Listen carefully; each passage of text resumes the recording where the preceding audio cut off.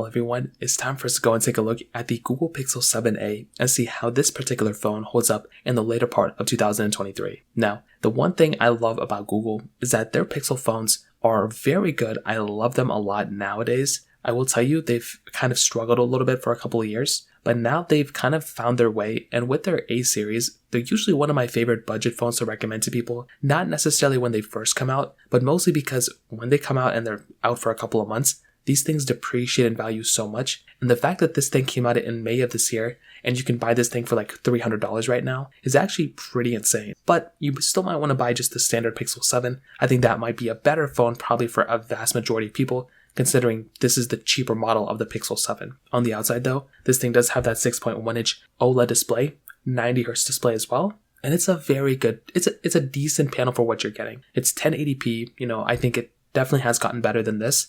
The Pixel 8 displays are tremendous, but this thing is good enough for what you're getting, and I think that's a decent, thing going on for this particular phone. USB-C at the bottom, and on the back, you're getting a plastic back, which is very interesting because still to me, these backs feel like glass backs. It's actually insane. I don't know what's really going on here, but it's something that's actually shocking to me from that perspective. You're also getting that dual camera setup on the backside as well, and you're still getting wireless charging. You're still getting, really good capability from this phone, which is really cool. And I definitely do think from the outside, from that perspective, it is a very, very good thing going on for this particular phone. It still feels fairly expensive when it comes down to it, even though it's kind of a cheaper phone. Now, some other things to keep in mind, you're still getting software support on this thing for so many years. It came out on Android 13, now it's on Android 14, and it's probably going to be here until like Android 15. It's going to be probably 16 when this thing stops getting software support. That is a very strong attribute to have in a phone.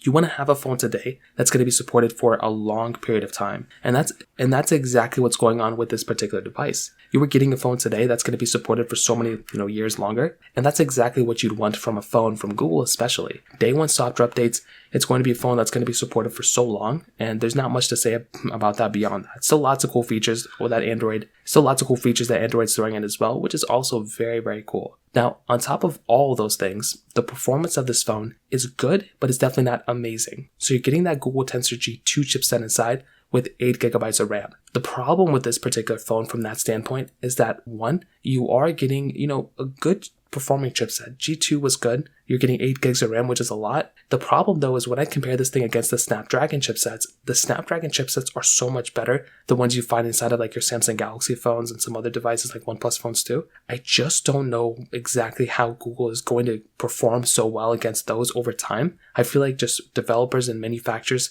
need to get these, silicon chipsets a little bit better. But still to this day, I think the top tier Android chipset is probably the Snapdragon one. So kind of keep that in mind in the back of your head. But I love the Pixel 7a. I think it's a very good phone, but I'm going to like this more. But I think I'm going to like this phone more as it kind of ages. I think right now it's just kind of like a cheap phone, but like still kind of expensive. Once this thing hits like $150, I think it's going to be a very solid phone from that perspective. So that kind of covers it up there. If you have any other thoughts or questions, let me know in the comment section below. Hit the like button, that'll mean so much, but definitely hit that subscribe button. More importantly than everything else, I love every single one of you guys. Hopefully I'll catch you guys in the next video. Peace out till then.